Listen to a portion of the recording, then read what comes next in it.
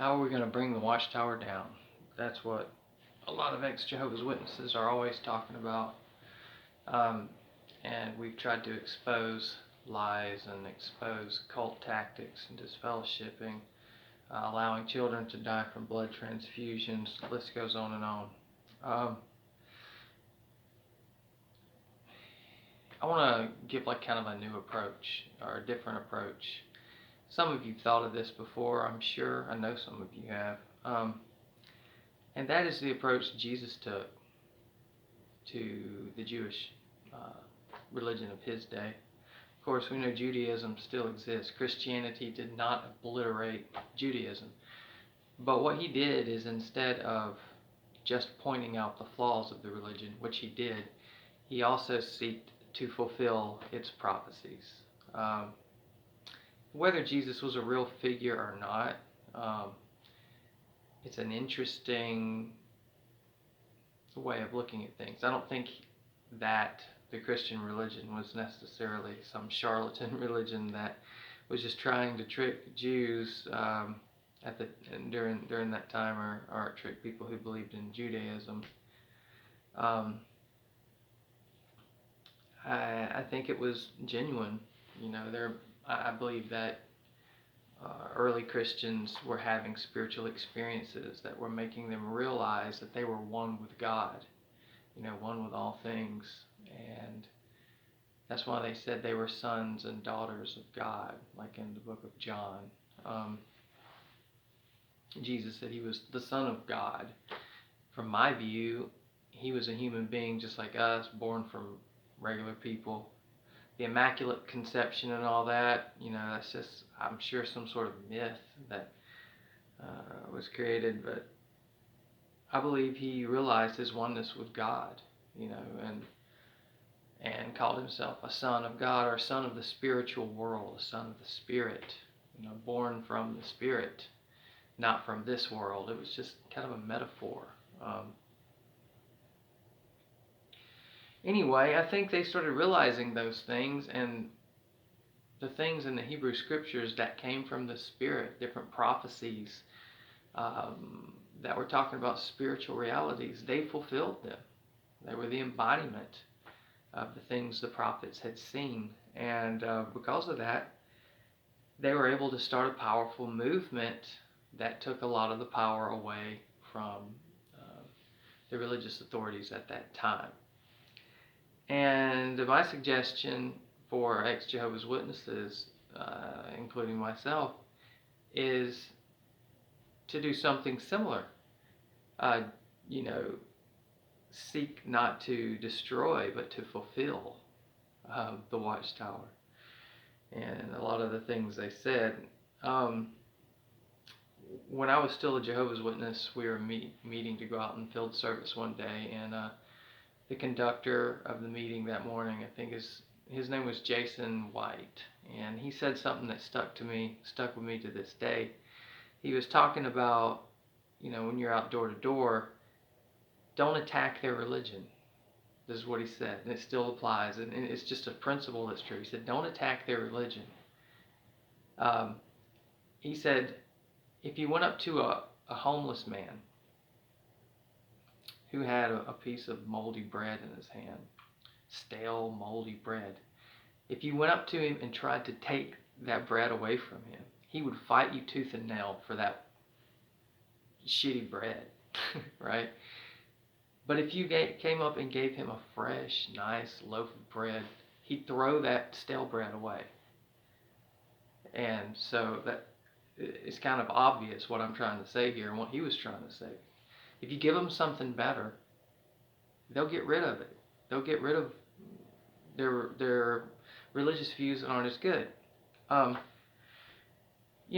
all people, obviously, are going to do that. Not all Jehovah's Witnesses. If we were to give them something better, are just going to say, you know what, screw this Watchtower crap. I'm listening to what these guys say. But some will. And I'm not knocking what we've been doing before, what you're doing right now. We got to expose them. And maybe some of us feel like we don't have anything much better to offer except for just the ability to question, reason, think for yourself, don't think for 1 minute I'm trying to say, oh, we need to start some new religion. That's also not what I'm saying. But what I am saying is that this approach will work if it's genuine. If you genuinely think certain things. So Jesus said, I came not to destroy the law, but to fulfill it. A lot of people think he means, he came to, he obeyed the law. That's what he was saying there. And I can show you instance after instance, and if you read the scriptures, you can see this. Jesus was not a rule follower. He was not a law follower. He's not saying that he followed the law here. It's not what he said. He said, I didn't come to destroy it, but I came to fulfill it. And how did he fulfill the law? Well, one thing he said was, do unto others as you would have them do unto you. On this, the whole law and the prophets hang, right?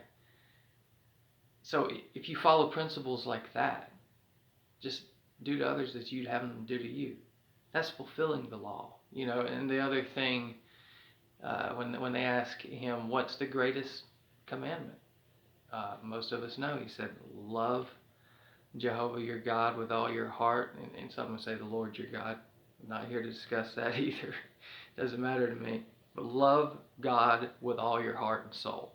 And the second like it is this, love your neighbor as yourself. On these two commandments, all the law hangs. I think he says all the law and the prophets hang. I don't know for sure. But again, if you love your neighbor, if you love God, wherever you think God is, you fulfilled the law.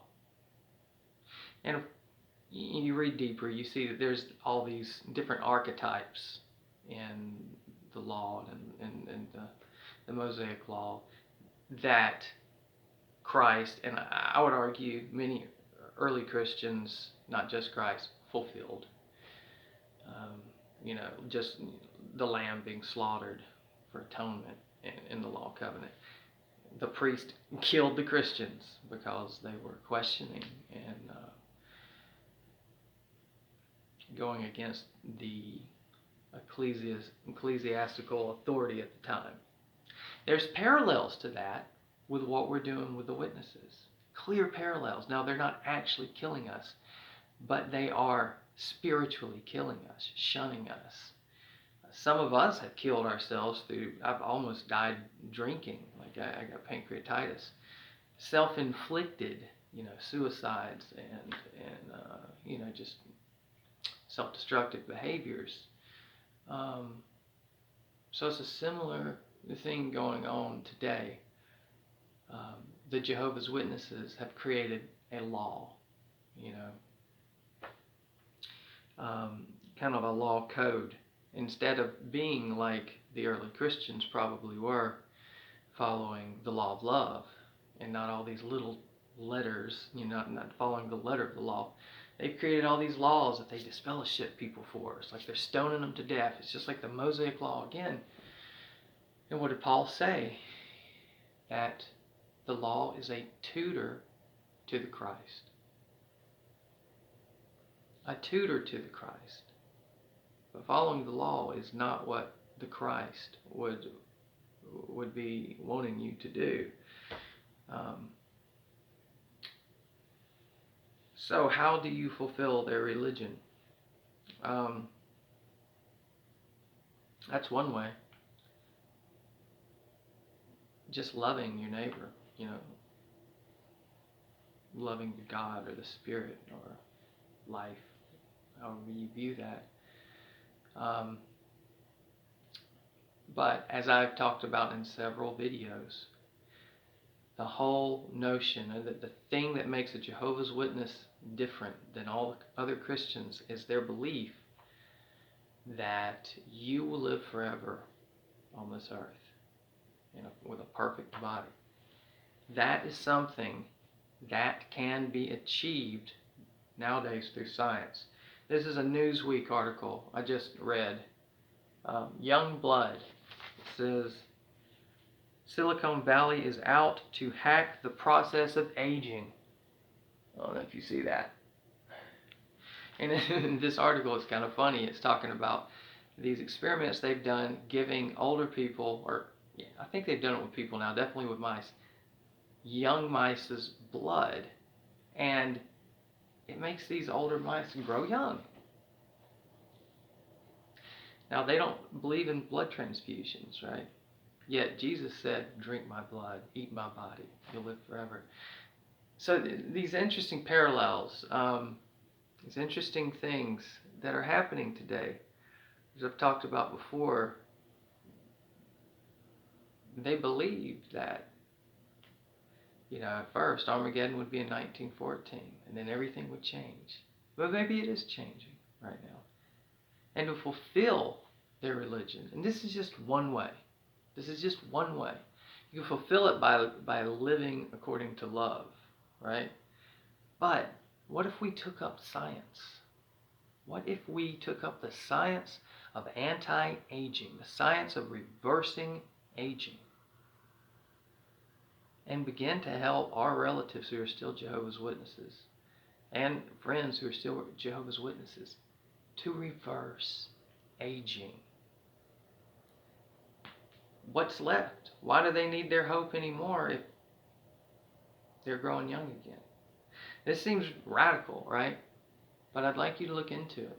Look into age reversal. Look up like David Sinclair, Dr. David Sinclair. Aubrey de Grey is another one who's been working on this kind of stuff. But anyway, I don't want to make like a huge, long video. But yeah, seek to fulfill the law, not to just destroy it. Anyway, thanks for listening. My 2 cents. Talk to you later. Bye-bye.